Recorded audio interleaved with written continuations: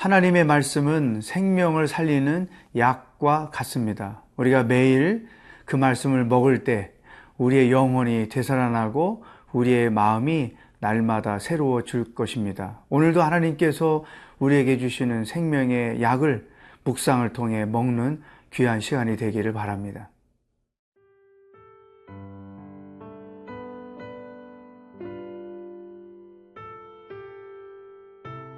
시편 44편 1절에서 8절 말씀입니다.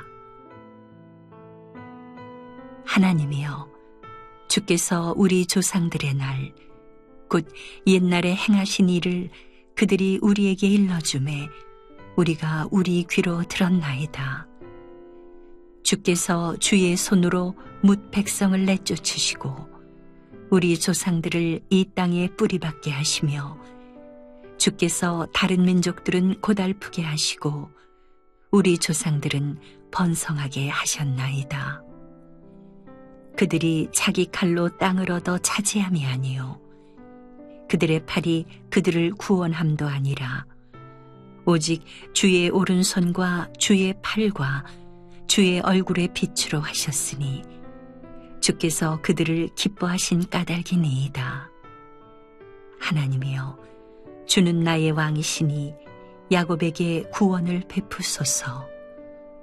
우리가 주를 의지하여 우리 대적을 누르고 우리를 치러 일어나는 자를 주의 이름으로 밟으리이다. 나는 내 활을 의지하지 아니할 것이라. 내 칼이 나를 구원하지 못하리이다. 오직 주께서 우리를 우리 원수들에게서 구원하시고 우리를 미워하는 자로 수치를 당하게 하셨나이다. 우리가 종일 하나님을 자랑하였나이다. 우리는 하나님의 이름에 영원히 감사하리이다. 셀라. 크리스찬 부모들이 자녀들에게 유산으로 물려줘야 할 가장 중요한 게 무엇일까요? 오늘은 특별히 이 유산으로 물려준 부모와 또 그 유산을 물려받은 자녀들의 삶이 어떻게 해야 하는가를 말씀을 통해 찾아보도록 하겠습니다.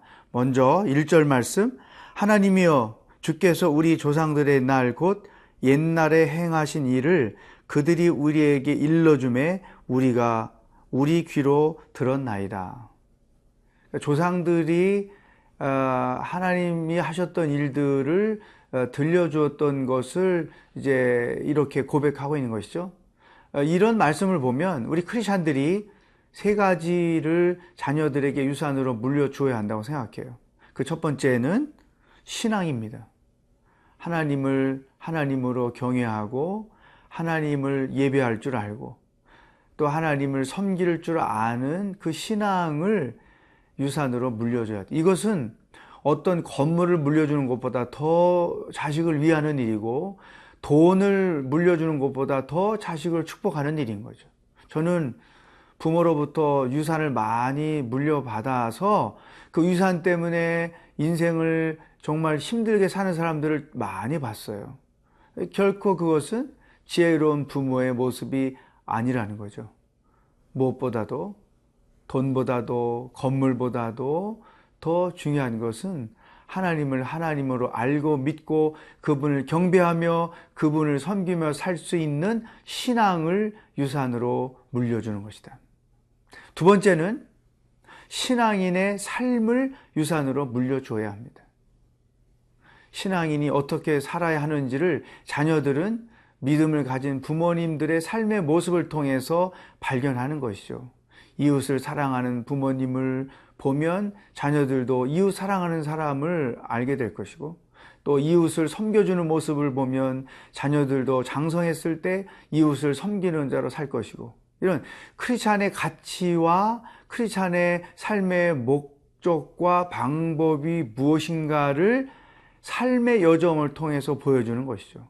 그래야 자녀들이 장성했을 때에 그들의 삶의 가치를 하나님께 두고 또 삶의 방법과 목적을 하나님께 두고 살아갈 수 있다는 거죠. 세 번째는 하나님께서 하셨던 놀라운 일들을 자녀들에게 유산으로 물려주는 거죠. 2절, 3절에 보면 이렇게 하나님이 하셨던 일을 자녀들이 들었다고 고백합니다. 주께서 주의 손으로 뭇백성을 내쫓으시고 우리 조상들을 이 땅에 뿌리박게 하시며 주께서 다른 민족들은 고달프게 하시고 우리 조상들은 번성하게 하셨나이다. 그들이 자기 칼로 땅을 얻어 차지함이 아니요 그들의 팔이 그들을 구원함도 아니라 오직 주의 오른손과 주의 팔과 주의 얼굴의 빛으로 하셨으니 주께서 그들을 기뻐하신 까닭이니이다. 그러니까 출애굽 여정에서 일어났던 놀라운 일들, 특별히 하나님께서 이스라엘 백성들을 위해서 하셨던 일들을 자녀들에게 알려준 거죠. 그러니까 자녀들은 하나님의 능력을 부모님들의 이야기를 통해서, 간증을 통해서 간접적으로 체험하게 되고, 그들이 장성하여 하나님을 의지하며 살 때에 그 능력을 역시 체험하며 살 수 있다는 것이죠. 신앙을 유산으로 물려주고 신앙인의 삶을 유산으로 물려주고 그리고 하나님이 하셨던 그 놀라운 일들을 자녀들에게 물려주는 것, 이것이 가장 중요한 것이다. 오늘 하루 우리 어떻게 살아야 될까요? 자녀들에게 신앙인의 삶을 보여주시고 또 하나님이 하셨던 놀라운 일들을 한 가지, 두 가지씩 자녀들에게 들려줌으로써 삶을 유산으로 물려주는 하루가 될 수 있기를 주의 이름으로 축복합니다.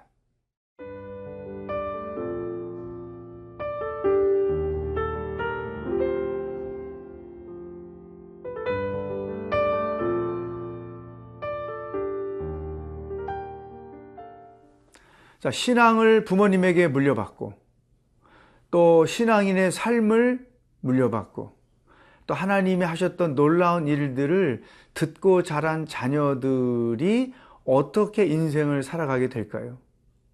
오늘 본문에서 몇 가지 아주 기쁜 소식을 우리에게 알려줍니다.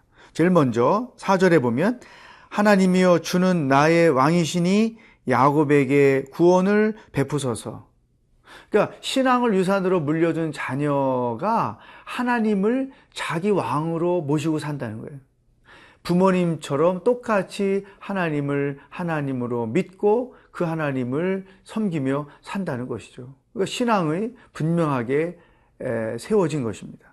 두 번째, 5절에 보면 우리가 주를 의지하여 우리 대적을 누르고 우리를 치러 일어나는 자를 주의 이름으로 밟으리이다. 6절, 나는 내 활을 의지하지 아니할 것이라 내 칼이 나를 구원하지 못하리이다. 잘 보세요. 너무나 중요한 말씀이죠. 칼을 의지하거나 총을 의지하거나 돈을 의지하거나 자기의 어떤 경험을 의지하거나 자기의 실력을 의지하거나 자기의 배경을 의지하며 사는 것이 보편적인 사람들의 삶의 방식이죠. 그런데 부모님으로부터 신앙과 신앙인의 삶과 하나님이 하셨던 그 놀라운 일들을 유산으로 물려받은 자녀들은 사람들이 의지하고 사는 것과 같은 그런 것을 의지하지 아니하고 철저하게 여호와 하나님만을 의지하며 산다는 거죠.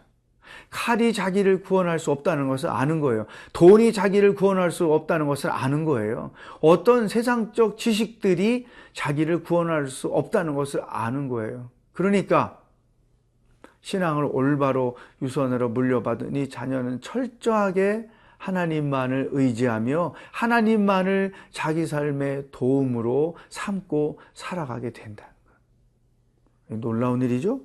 또 있어요. 8절에 우리가 종일 하나님을 자랑하였나이다.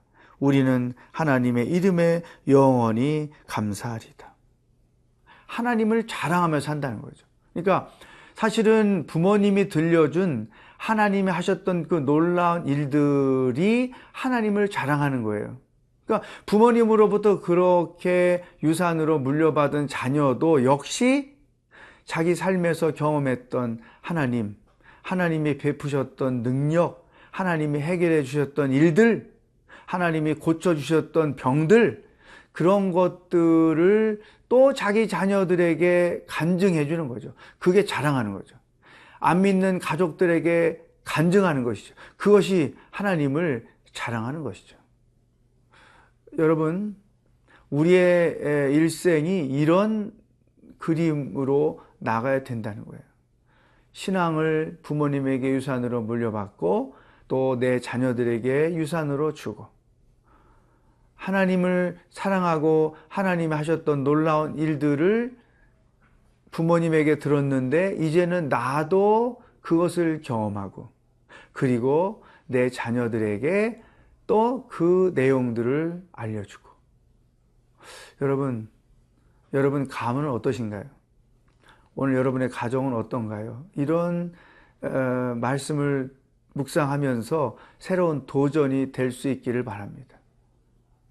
신앙과 신앙의 삶을 유산으로 물려주고, 자녀들이 그 유산을 물려받고 또 자기 자녀들에게 물려주고, 하나님이 하셨던 놀라운 일을 간증하고, 또 자녀들이 내가 경험했던 하나님의 역사를 똑같이 경험하고, 또 그 경험을 자녀들에게 간증해주고, 이것이 가장 복이 있는 가정의 모습이요, 부모와 자녀의 모습이라고 생각합니다. 신앙과 신앙인의 삶을 유산으로 물려주는 부모요, 또 자녀들이 될 수 있기를 주의 이름으로 축복합니다. 기도하겠습니다. 하나님만이 참 하나님 되신 것을 나만 믿는 것이 아니라 자녀들에게도 유산으로 물려주는 부모가 되게 하여 주시옵소서. 하나님께서 하셨던 놀라운 일들을 우리의 자녀들도 경험하고, 또 그의 자녀들도 경험함으로 지금 예수를 믿고 있는 우리 모든 가족들이 신앙과 신앙인의 삶과 하나님이 하신 일들을 유산으로 물려주는, 대를 이어 유산으로 물려주는 믿음의 가족들이 되도록 축복하여 주시옵소서. 예수님의 이름으로 기도하옵나이다. 아멘.